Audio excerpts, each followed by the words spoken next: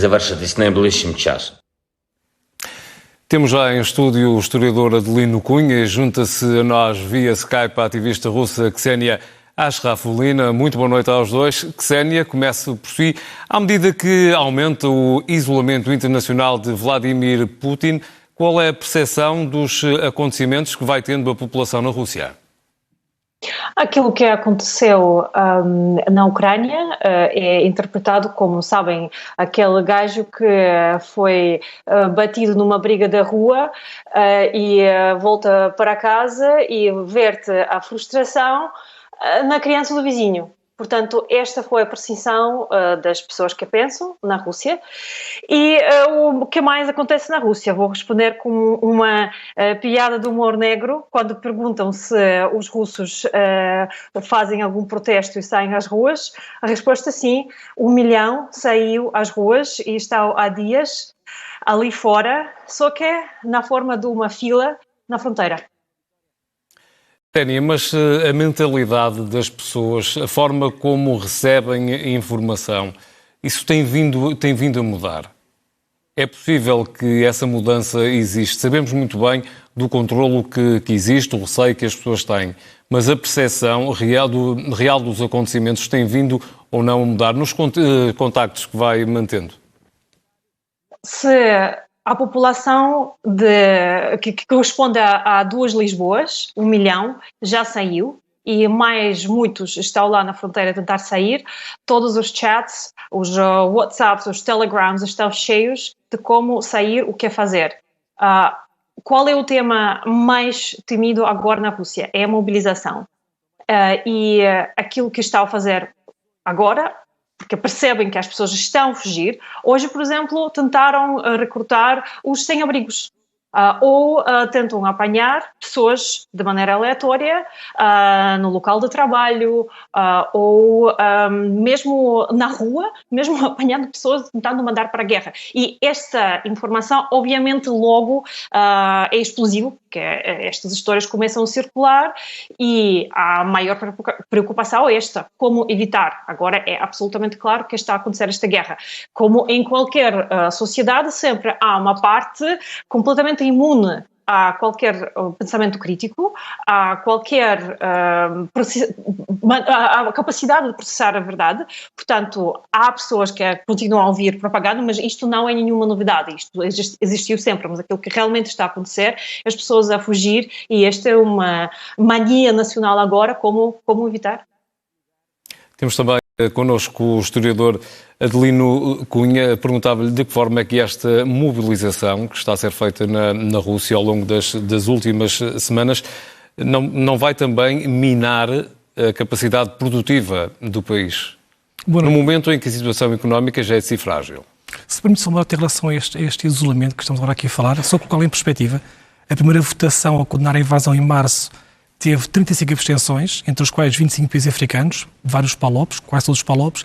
Em abril, contra a suspensão da Rússia dos direitos humanos no Conselho, foram 58 abstenções e agora, em setembro, esta condenação da integração daqueles territórios foram 35 abstenções, uma vez mais que os mesmos países.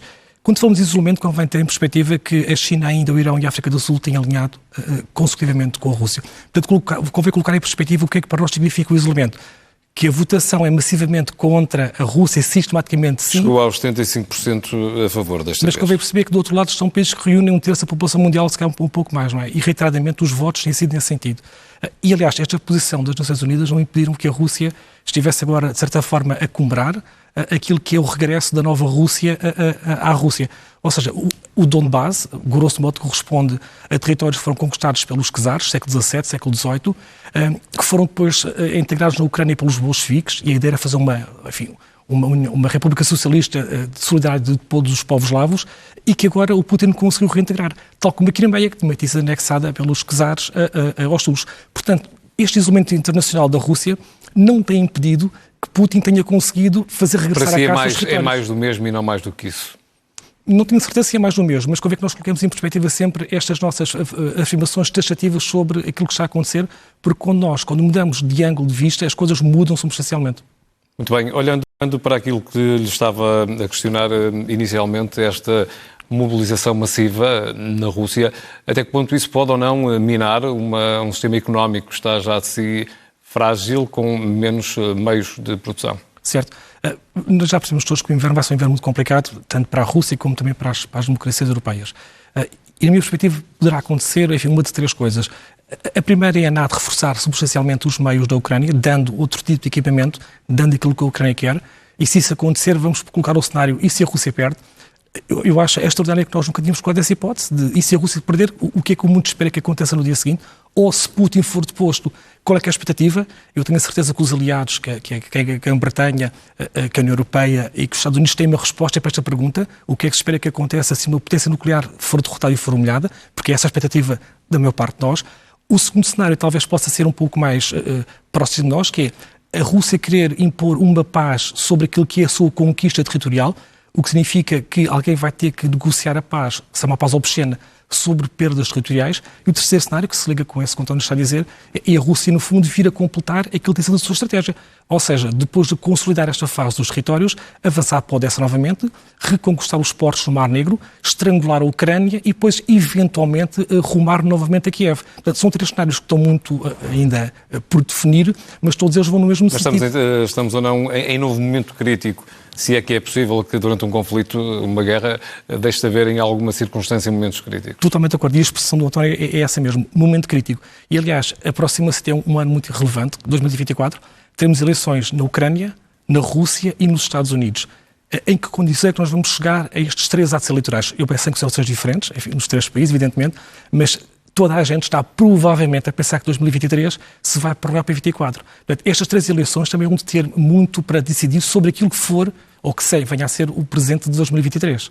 Eu vou trazer de novo a Ksenia à nossa conversa, a propósito daquilo que estamos aqui a conversar em estúdio. Já hoje Zelensky veio novamente dizer que quanto mais dinheiro chegar e mais depressa chegar à Ucrânia, mais depressa termina também esta guerra. Partilha dessa ideia de Volodymyr Zelensky? Que o dinheiro pode resolver a questão?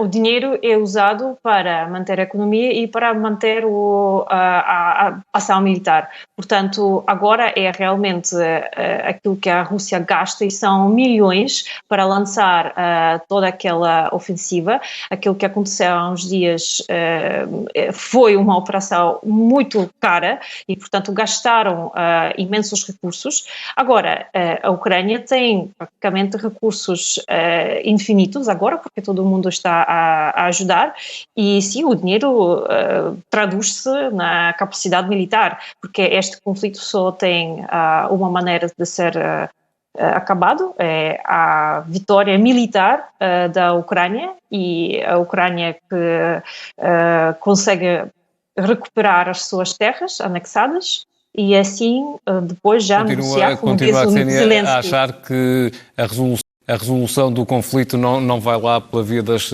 sanções apertarem e estrangularem cada vez mais? Há vários fatores, nunca é só um fator que pode magicamente resolver tudo. Já vimos durante todos estes meses que a Rússia vai continuar a matar pessoas inocentes, vai continuar com o genocídio dos ucranianos e dos russos, e agora está a tentar também convidar os bielorrussos para a festa, e vai continuar com esta estratégia de tentar intimidar com estes bombardamentos. Portanto, a Ucrânia, a única maneira para resolver isso é com a sua potência militar. Agora, obviamente, aquilo que o Putin adorava, e ele já disse isto várias vezes, é que gostava de ter negociações. E o que é faz a propaganda? Tentam convencer os eleitores, consumidores europeus, que agora vai vir o inverno, vai ter muito frio, portanto, se calhar poderiam também fazer alguma pressão sobre os próprios políticos para convencerem o Zelensky a baixar o grão de bravura e começar as negociações e ceder, por exemplo, Crimeia. Portanto, este é o sonho do Kremlin. Encara um eventual encontro frente a frente de Joe Biden com o presidente da Rússia já no próximo mês na cimeira do G20. É algo que pode estar a ser equacionado e também em cima da mesa? É mais um encontro. Já houve um encontro que tornou-se num meme quando o Biden disse que sim, que acredita que o Putin é assassino. Obrigado, Ksenia. De novo com o Adelino Cunha aqui em estúdio. Enquanto íamos ouvindo aquilo que dizia a Ksenia, esta última parte da questão, poderá ou não estar aí no horizonte, a breve trecho, este encontro de Biden com Putin? É um momento de isso voltar a acontecer? Extremadas as partes da forma que estão, poderá sair dali algo de concreto que verdadeiramente ajude a resolver o conflito? Os Estados Unidos até hoje não fizeram um único esforço para articular nada que se parecesse com a paz. Pelo contrário, os Estados Unidos são a potência que desde sempre que alimentou as expectativas e bem da Ucrânia de ter a sua perspectiva europeia. Foram os Estados Unidos que alimentaram todo o programa militar da Ucrânia e bem também. E foram também os Estados Unidos que alimentaram a expectativa da Ucrânia de vir a pertencer à NATO, portanto, ter uma pré-parceria que alimentava essa expectativa. Portanto, os Estados Unidos, não sei se serão um país no aspecto, estarão na posição de querer, acho eu até, entrar no processo de paz. Aliás, as propostas de paz, as duas, como me lembro, que foram mais consistentes, foi uma proposta de paz dos italianos e agora também dos turcos. Acredito que esse hipotético encontro, se vier mesmo a acontecer, será praticamente em cima da chegada do sistema antiaéreo norte-americano para ajudar a Ucrânia? Sim, mas eu creio que isso não terá nada a ver com a paz. Se calhar é um momento mais cénico para se tentar, enfim, retirar mais algum meme, outra circunstância. Não é nestas circunstâncias que vai surgir a paz. Porque nenhuma das partes, neste momento, e nenhuma das partes, estou a pensar na Rússia, na Ucrânia, na NATO e nos Estados Unidos, nenhuma das partes está em condições de ceder. Nós já passámos, se calhar, o Rubicão, ou estamos a passá-lo agora, em que aquilo que ficou para trás é muito pouca coisa.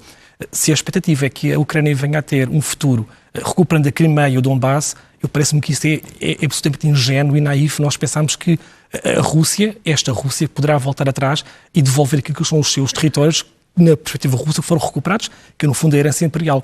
E será que a Ucrânia está em condições de negociar a paz com os russos, assumindo que perdeu a Crimeia e o Donbass? Estas questões são questões relevantes e passando nós esta fase em que não há muito para voltar para trás, quanto mais avançarmos no tempo, dificilmente haverá a hipótese de que estes protagonistas, e se calhar começa a ser tempo disso, se estes protagonistas estão em condições de ser eles a fazer também a paz. Parece-me cada vez menos que seja essa hipótese. Aliás, falou-se há pouco tempo sobre o processo de paz, desde julho que os russos disseram que não há paz. O processo de paz dos turcos, que é bastante interessante, até para dar uma perspectiva de que a Ucrânia pudesse ter uma certa proteção militar, que envolvia também a Rússia, curiosamente, nesse dispositivo, foi por água abaixo, quando os russos disseram que agora só a capitulação. E quando se está a entrar num conflito militar onde só a capitulação funciona, onde esta mobilização parcial significa que, enfim, não se mobilizam 300 mil pessoas para voltar para trás, mesmo andando a caçar indigentes na rua e sem abrigos, não é? Não tenho a certeza de que isso seja assim, mas mesmo havendo essa ideia, envolvendo agora a Bielorrússia, isso preocupa-me bastante, porque criticou-se muito o presidente da Bielorrússia por ser um pouco excessivo no argumento que ele deu, que é um pouco confrangedor. Mas porquê que ele terá dado aquele passo? Será que não se está a pensar no futuro, envolvendo a Bielorrússia no conflito? Para terminar, eu acho que as partes já passaram um pouco o Rubicão, em que circunstâncias poderão fazer a paz. E para terminar também, Ksenia, poderemos estar nessa iminência de se alastrar este conflito, a Rússia, a Ucrânia, a outros territórios vizinhos?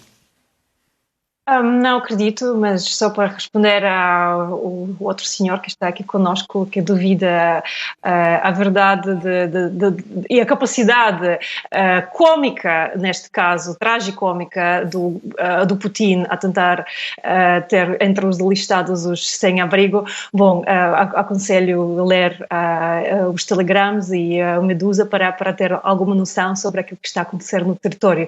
E para acabar também sobre os outros territórios.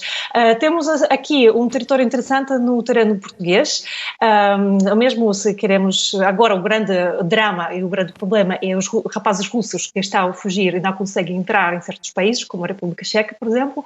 Portugal poderia ser realmente o herói nesta história e acolher as pessoas que estão a fugir e não querem ser assassinos, e até temos 20 milhões para acolher não só eles, também ucranianos, bielorrussos, porque temos duas casas recentemente descobertas na Figueira do Guincho, da Ministra do Desenvolvimento Social do Putin, que tem estas casas de luxo, e relembro também que temos mais de 2 milhões ali no Algarve, na casa do Abramovich, que continua a ser o nosso concidadão aqui em português, o concidadão mais rico deste país. Portanto, até em Portugal temos recursos para acolher estas pessoas que estão a fugir desta guerra. Ksenia Tânia Rafolina, Adelino Cunha, boa noite. Muito obrigado por terem vindo a este Jornal da Meia-Noite da SIC Notícias.